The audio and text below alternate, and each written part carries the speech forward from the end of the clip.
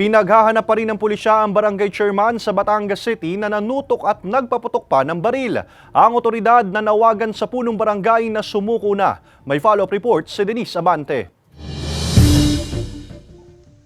Mas pinaigting pa ng Batangas Component City Police ang pagbabantay sa barangay Malibayo sa Batangas City 2 araw matapos ang panunutok at pagpapaputok ng baril sa ilang kabahayan ng kanilang punong barangay na si Joven Camacho. Ayon sa pulisya, isang konsihal ng Karatig Bayan ang tinutukan ng baril ng barangay chairman. Patuloy pa itong inimbestigahan ng pulisya. Ang ilang residente sa lugar, hindi raw maiwasang mangamba para sa kanilang kaligtasan. Lalo't hindi pa nahuhuli ang punong barangay na posibleng armado pa ng baril. Binigyan naman po namin ng total security nung oras na yon at hanggang ngayon ay patuloy naman po na follow-up namin para sa ikadadakip po ni Barangay Kapitan Joven para at least mapanagutan niya yung krimen na kanyang ginawa. Naisampa na rin daw ang kasong trade threat at alarms and scandal laban sa barangay chairman. Samantala, nanawagan naman ang pulisya sa barangay chairman na sumuko na.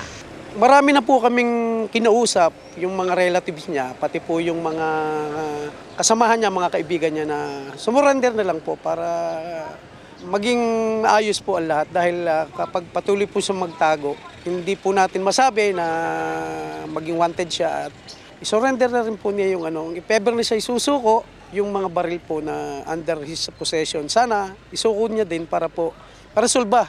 Kung yung mga ginamit niyang armas, lalong-lalo na po yung long firearms, ay malaman din namin kung siya ba ay registered or siya ay merong LTAP. Kasama si Buhay Dante Jr., Denise Abante, Balitang Southern Tagalog.